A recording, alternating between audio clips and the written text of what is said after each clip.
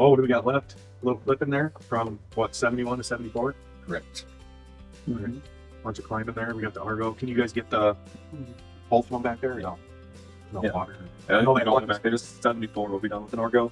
Yeah, that one's steep, so The rest of them good for the side by side. all right. So we both just gonna run back there? Yes. Bang them out and be done? All right. I guess you guys know what's back there. Those fences. Let's make sure once we go out for the last time, everything's put back together. The cows there in the one area, just make sure that's all buttoned up. You don't let any cattle run out. What other hazards are back there? The swamp. Just make sure that one, the water went down quite a bit, I would assume. Yeah. But you had to pull up to that one and work out of there. I'll work out of the Argo, yeah. So just make sure we got a plan and stick to it there. Other than that, you guys bring the AED out there. Just make sure we got a plan if something does happen, because we're in the back there. Make sure we got a fast escape route and a good spot to meet out there. So we'll make sure we get all the grounds off, patrol the line, make sure everything's clear, and we'll probably end up releasing on both lines. The 69 line that goes to Pulaski to Buffalo Tap, and then our 115 Lake Constance to Pulaski. So go over your tailboards out there. Make sure go over the smaller things you guys need to watch out for. We got Jake here. He's our new guy. So he's gonna be rolling with you, Aaron. Right. Nice to meet you. So he'll be on that red hat. Just make sure you take him under your wing. Aaron's gonna be your mentor for going through the job task, and just make sure you ask questions. We do have our pre-job safety plan here. He's gonna go over that with you, have you sign it, and go from there. Just don't be afraid to ask questions. We'll go out and stretch here and go do our deal. We're going to go out in the group. We're going to go through the tailboard. We're going to go through life-changing categories and just kind of review all the information so everybody knows where we're at, what we're doing, what keeps us safe, where the opens are, where the grounds are, and what we need to do step by step. Awesome. So- Cool, man. Any questions for me right out of the gate? Not right now. So let's jump out and we'll talk to the crew. Morning, guys. Day 2 of Clipping Saga. Anywho, so today we have clipping on the last couple structures the fiber we just pulled in. We've got a new guy, Jake here. So he's going to be in our crew today. He's got pulled in with us. We'll be 2 crews out on the right of way. The access, so the house that we've been using to access the right of way, that address 3690 20th Street, Northeast. If there's an emergency, that's the address we're going to give EMS. Now, they're not going to know where to go, so we're going to designate somebody to go to the first gate closest to their driveway to meet the first responders, and then they can take it back to the site. We're also going to have handheld radio so the crews can communicate with each other. So if something happens, call 911, get that rolling, but then also give hold of the other crews so we can help out as well. You know, I'll be the foreman can be the designated 911 caller, and if he decides to designate it to somebody, that can be situational, depending on what's going on. But it should be established before guys go up what our plan is. Egress should be number 1 because of our location. It's hard to get to. So other particulars, the line number is 883.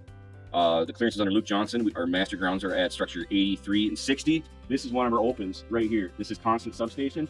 You can see the switches are open right there. And there's one set of our master grounds. On the other end, the other substation, Lake Pulaski, same thing. There's a visual open there, and there's a set of master grounds. That's about 2 miles. Main steps in our work today is knowing how to get in and out. Then once we get to our structures, we're going to climb and we're going to EPZ our site, make it safe for the worker, and then we're going to clip the new fiber in.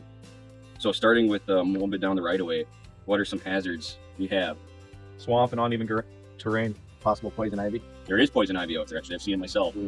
So how can we mitigate, swamp and terrain? I think we've already said, we've been out there a couple times, so the path is pretty well laid out, but stay on the right of way, stay on the trail.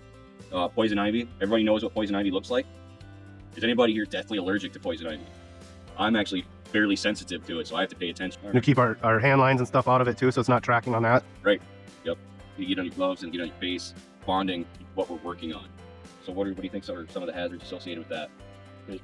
That drop zone, setting up that grounding cluster can be a little awkward sometimes, or if you snag a bolt, or it's easy to drop that stuff. And if you're standing right underneath the hand line, it comes down really quick. So you pay attention where you stand, get off to the side, tag it out so you don't accidentally drop it on yourself. The clipping, what do we got for hazards there? Heavy lifting, awkward position off the pole. Well, I think the number 1 is probably falls, right? Make sure we're using a wood pole fall arrest. Make sure when you're getting to obstacles that you're using your secondary lanyard, so you're always tied off. For wood pole fall protection, it's no more than 2 feet, correct? I think somebody already said drop zone. Definitely, there's lots of opportunities. The shoe, the traveler, the ridge irons. Just know what's going on up there. Pay attention, and then talk to your pole buddy about what you're doing, so you can have as many hands-on and positive control over your materials and equipments. Nothing new, but just older poles. A lot of these are from the 60s. Right. So there's some good elevators up and down the poles, some woodpecker holes. Right. So we And walked it's the always placement. like right where you actually want to be standing when you're lifting that heavy new wire. If it's too heavy to lift manually, we do have a lifting apparatus, or you can rig both ways and use a hoist to help you get it up in there too. I mean, don't be afraid to use it. Mind reading that? Oh yeah. It happened to us. You just kind of past examples of things we can learn from. So this is not an MP Systems. 2 linemen began traveling in a bucket truck down to Florida to prepare for Hurricane Dorian. 1,000 miles and 24 hours later, they were both in the hospital from a crash. When we were mobilizing, our focus needs to be to getting from point A to point B safely during our trip. Make sure you get your rest, minimize distractions. Not everyone on the road is paying attention or stays between the lines. All right, let's get some signatures. I'll be the first to sign. Appreciate it, Aaron. Thank you for a good field board.